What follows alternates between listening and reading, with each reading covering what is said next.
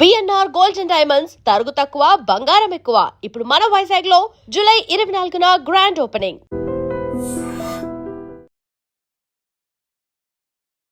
Hello guys, welcome to I dream media. నేను మీ నందు. రీసెంట్గా పోక్సో కేసులో బెయిల్ తీసుకుని బయటకు వచ్చిన రాజ్ కుమార్ బయటకు వచ్చిన తర్వాత కుటుంబ సభ్యులందరినీ కూడా అత్యంత దారుణంగా చంపడం మనం చూసాం. ఇప్పుడు తను కూడా సూసైడ్ చేసుకుని చనిపోయాడు. అసలు ఈ విషయం పైన మనతో పాటు చర్చించడానికి కృష్ణకుమారి అమ్మ ఉన్నారు. అమ్మతో మాట్లాడి పూర్తి వివరాలు తెలుసుకుందాం. నమస్తే అమ్మ. నమస్తే అమ్మ, ఇప్పటి వరకు సొసైటీలో మనం రెగ్యులర్గా చూస్తున్నాం, అంటే చిన్న పిల్లల దగ్గర నుంచి ముసలాల వరకు కూడా ఎవరిని వదలకుండా ఈ రేపులు చేయడం, ఈ పోక్సో అనేది కూడా చాలా స్ట్రిక్ట్గా పెట్టారు. అటువంటి దాని నుంచి కూడా బెయిల్ తీసుకుని వచ్చిన తర్వాత రియలైజేషన్ లేకుండా ఆ ఎంటైర్ ఫ్యామిలీని చంపడం, తర్వాత వాడు తిరిగి చచ్చిపోవడం, అసలు ఇవంతా ఎలా చూడాలి మనం? అసలు ఈ కేసు మొత్తంలో రాజ్ కుమార్ది ఎంతైతే ఘాతుకం ఉందో పోలీసులది కూడా అంతే ఉంది.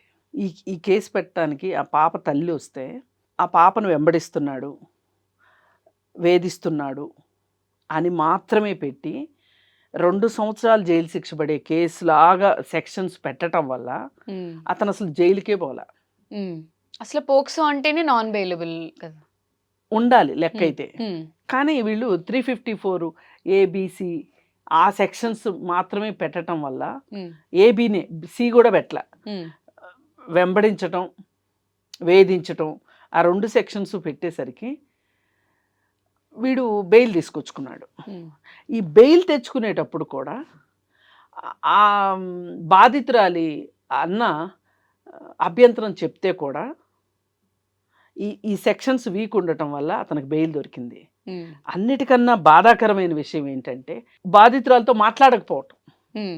మాట్లాడితేనే ఈ తీవ్రత ఏంటో తెలిసేది, వీడి వికృత రూపం ఏంటో ఆ అమ్మాయికి మాత్రమే తెలుసు, ఆ అమ్మాయి చెప్పగలిగేది. అప్పటికి వీళ్ళు ఈ సెక్షన్సే పెడితే గనక ఇంకా దారుణం అది. కానీ అసలు ఆ అమ్మాయిని తో మాట్లాడకపోవటం ఏంటి? అసలు ఏ మహిళలకు సంబంధించిన కేసు, బాలబాలికలకు సంబంధించిన కేసు అన్నప్పుడు దాన్ని షీ టీమ్స్కి ట్రాన్స్ఫర్ చేసేయాలి. రెగ్యులర్ పోలీసులు మాట్లాడకూడదు వాళ్ళతోటి. షీ టీమ్స్ వాళ్ళు మాట్లాడిన తర్వాత కేసు బుక్ చేయాలి అంటేనే పోలీస్ స్టేషన్ వాళ్ళు తీసుకోవాలి తప్పితే పోలీసులు మాట్లాడకూడదు ఈ కేసులో. ఎందుకంటే అక్కడ బాధితురాలు మైనర్ తోటి మీరు రెగ్యులర్ పోలీసులు ఎట్లా మాట్లాడతారు? మాట్లాడలేదు సరే, మామూలుగా అయితే మాట్లాడాలి కదా. అందుకని చెప్పి ఏం చేయాలి, ఈ కేసుని షీ టీమ్స్కి రిఫర్ చేయాలి. కానీ షీ టీమ్స్కి వెళ్ళిపోతే గనక లంచాలు రావు కదా.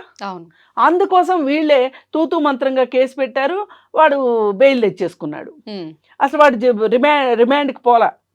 ఇది ఈ కేసులో మొదటి మైనస్, మొదటి అపశృతి.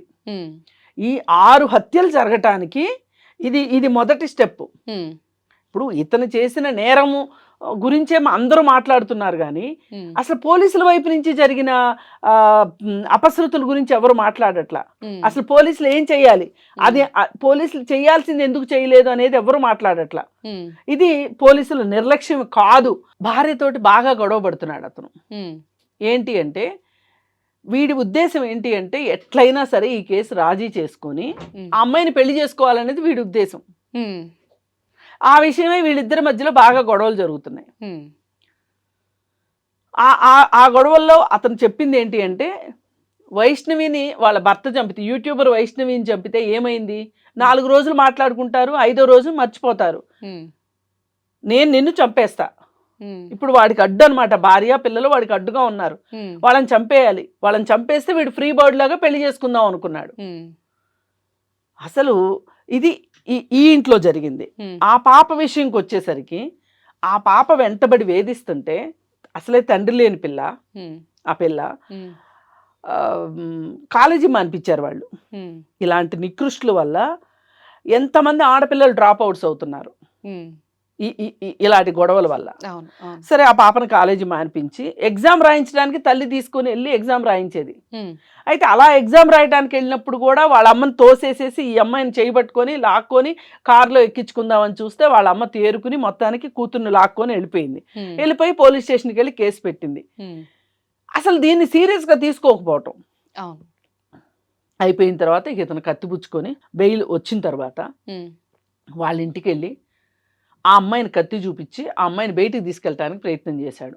బయటికి తీసుకెళ్ళి మరి బెదిరించి పెళ్లికి ఒప్పించుకుందామనో, కేసు విత్డ్రా చేయించుదామనో ఏదో రీజన్ అయితే ఉంది.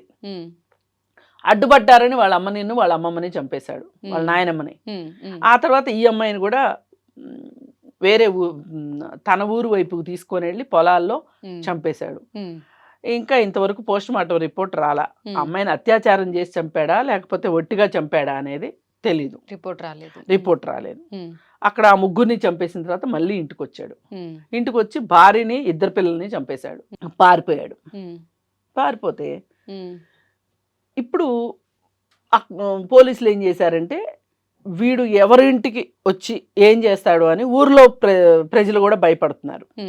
ఇక పోలీసులు 2 లక్షలు రివార్డ్ ఇస్తాము, అతన్ని పట్టించండి అని అడిగారు. ఆచూకీ చెప్పండి అన్నారు. అలాంటి పోలికల్లో ఉన్న వాళ్ళు ఎక్కడన్నా కనిపిస్తే పోలీసులకు ఫోనులు రావటం, పోలీసులు వెళ్ళటం, వాడు కాదని తేల్చుకొని వచ్చేయటం ఇవన్నీ జరుగుతున్నాయి నిన్నంతా. ఇవాళ పొద్దున కూడా పలానా చోట పొలంలో పడి చనిపోయి ఉన్నాడు, ఏదో వెంచర్లోనో పొలంలోనో. అంతకుముందేమో రైల్వే ట్రాక్కి ఎదురుగా వచ్చాడు, కానీ లాస్ట్ మినిట్లో మనసు మార్చుకుని పక్కకు వచ్చేసాడు. ఇట్లా ఇవన్నీ చెప్తున్నారు. నిజమైన అబద్ధమైన ఏదన్నా కానీ అవన్నీ. ఇప్పుడైతే మటుకు చనిపోయిన మాట వాస్తవం, పురుగు మందు తాగి చనిపోయాడు. అయితే ఈ మొత్తం చూస్తే మనకు అర్థమవుతుంది ఏంటి అంటే అసలు ఈ రాజ్ కుమార్ ఇలా చనిపోవటం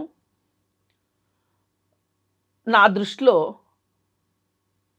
చాలా మనకు తెలియాల్సిన విషయాలు తెలియకుండా సమాధి అయిపోయినాయి. అసలు పోలీసులకి ఇతనికి మధ్యలో మధ్యవర్తులుగా వ్యవహరించిన వాళ్ళు ఎవరు, ఏ పోలీసులతోటి ఇతను మాట్లాడుకున్నాడు, ఎంత డబ్బులు ఖర్చు పెట్టారు, ఇవన్నీ కూడా తేలాల్సిన అవసరం ఉంది. అలాగే ఇతని ఈ మనస్తత్వానికి కారణాలు ఏంటి అనేది కూడా తెలియాల్సిన అవసరం ఉంది. ఇప్పుడు ఇవన్నీ తెలియకుండా సమాధి అయిపోయినాయి ఇవన్నీ. అసలు ఇప్పుడు ఆ పోలీసులు ఎవరైతే ఉన్నారో ఎస్ఐ మొత్తం విచారణ చూసుకుంటాడు, సిఐ ముందుకు తీసుకెళ్తాడు, సిఐ ఛార్జ్ షీట్ వేస్తాడు నార్మల్ ప్రొసీజర్లో. అయితే ఇక్కడ అలాంటివి ఎఫ్ఐఆర్ చేశారు అంటే ఈ ఎస్ఐ సిఐకి ఈ విషయం అంతా తెలుసని. మరి వీళ్ళు ఎందుకు ఇంత బలహీనంగా ఎందుకు ఈ కేసు పెట్టారనేది తేలాలి కదా. తేలాలంటే ఎవరెవరున్నారు దీంట్లో అనేది, గూడు పుటానీలో ఎవరున్నారో తేలాలి కదా. మళ్ళీ ఇదైపోయిన తర్వాత బయటకు వచ్చిన తర్వాత అసలు ఏం చెప్పారు, పూచీకత్తు ఇచ్చిన వాళ్ళకి కూర్చోబెట్టి చెప్పాలి వీళ్ళు. ఇతను మళ్ళీ ఏమన్నా ఇట్లాంటివి చేస్తే బెయిల్ క్యాన్సిల్ అవుతుందని, ఇట్లాంటి కేసుల్లో కండిషనల్ బెయిలే ఇస్తారు. అలాగే అతనికి కూడా నువ్వేమన్నా చేస్తే గనక నీ బెయిల్ క్యాన్సిల్ అవుతుంది, ఇట్లాంటివన్నీ మాట్లాడాల్సిన అవసరం ఉంది. అసలు ఏమీ లేకోకుండా ఇప్పుడు వాడు శిక్ష వేసుకుంటే అయిపోతుందా? అవును, అంటే ఇంతమందిని చంపేసిన తర్వాత శిక్ష వేసుకొని ఏం లాభం? ఈ 6 హత్యలు నివారించగలిగే హత్యలు. అవును, పైగా వీడు చాలా ప్రీ ప్లాన్డ్ గా ఉన్నాడు. ఇప్పుడు ఈ కేసు కనుక నేను షీ టీమ్స్కి వెళ్ళాలి అని మొత్తుకుంటుంది. ఎందుకు అంటే షీ టీమ్స్కి వెళ్ళుంటే ఈ బాధితురాలతోనూ వాళ్ళు మాట్లాడి ఉండేవాళ్ళు. అలాగే రాజ్ కుమార్ వైఫ్తో కూడా మాట్లాడేవాళ్ళు. అప్పుడు రాజ్ కుమార్ వైఫ్ ఇతనితో ఏం కష్టాలు అనుభవిస్తుందో చెప్పేది. అవును, రాజ్ కుమార్ అనేవాడు హఠాత్తుగా ఈ నేరస్తుడు కాలా, వాడు ఎప్పటి నుంచినో వాడి నేర మనస్తత్వం ఉంది వాడి దగ్గర. ఆ నేర మనస్తత్వాన్ని చెప్పుంటే గనక ఇది తీరు వేరే ఉండుండేది. ఇప్పటికీ నేను చెప్పేది అన్ని కేసుల్లో ఏ కేసులోనైనా ఎవరు పుట్టుకతో నేరస్తులు కాదు. పుట్టిన తరువాత కుటుంబ పరిస్థితుల వల్ల కానీ, ఆర్థిక పరిస్థితుల వల్ల కానీ, మానసిక కారణాల వల్ల కానీ నేరస్తులు అయ్యే అవకాశం ఉంటుంది. కానీ దీన్ని ప్రతి సందర్భంలోనూ ప్రతి స్టేజ్లోనూ ఎవరో ఒకళ్ళు గమనించాల్సిన అవసరం ఉంటుంది. ఇప్పుడు తల్లిదండ్రులు లేకపోతే పెళ్లి చేసుకున్న తర్వాత భార్యను ఎవరో ఒకళ్ళు ఇతన్ని క్లోజ్గా ఉన్నవాళ్ళు ఇతనికి సంబంధించిన ఇన్పుట్స్ ఇవ్వాల్సిన అవసరం ఉంటుంది. తల్లిదండ్రులు ఉన్నారు అనుకోండి, కాకి పిల్ల కాకి ముద్దని వాళ్ళ పిల్లల లోపాలు వాళ్ళకి అర్థం కావు, అర్థమైనా చెప్పరు. కానీ భార్య చెప్పొచ్చు కదా, చెప్పే అవకాశం ఉంటుంది కదా. అవును, వీడు వీడు చెయ్యని వెధవ పని లేదు. ఉమ్, ఈ సొంత భార్య ఎవరైతే ఉందో చనిపోయిన అమ్మాయి, ఉమ్, వీడు చంపేసిన అమ్మాయి, ఉమ్, ఆ అమ్మాయికి వేరే పెళ్లి నిశ్చయం అయితే ఉమ్, ఆ అమ్మాయి పెళ్లి చేసుకుపోయే వాళ్ళకి ఫోన్ చేసి వీడు ఉమ్. ఈ పెళ్లి క్యాన్సిల్ చేసుకోండి అని చెప్పి ఆ పెళ్లి క్యాన్సిల్ చేయించాడు. బా. క్యాన్సిల్ చేయించి నన్ను పెళ్లి చేసుకోకపోతే నేను చచ్చిపోతానని వీడు సూసైడ్ అటెంప్ట్ చేశాడు. ఉమ్, సూసైడ్ అటెంప్ట్ చేసి ఆ తరువాత ఆ అమ్మాయిని వాళ్ళ ఇంట్లో వాళ్ళకి ఇష్టం లేకుండా పెళ్లి చేసుకున్నాడు. ఉమ్, ఉమ్, ఉమ్, సరే పెళ్లి తర్వాత పిల్లలు కూడా పుట్టిన తర్వాత వాళ్ళు వీళ్ళు బాగానే ఉమ్, ఉన్నారు. ఉమ్, వీడి మొత్తం విషయము వీడి బావమరిది భార్యకి మొత్తం తెలుసు. ఉమ్, ఉమ్, ఉమ్, ఈ అమ్మాయి చెప్పుకుని ఏడ్చిందంట వదినతోటి. ఉమ్, ఏమనంటే, వైష్ణవి చనిపోతే ఏమైంది, ఉమ్, నువ్వు చచ్చిపోతే మటుకు ఏమవుతుంది, నిన్ను చంపేస్తాను అని.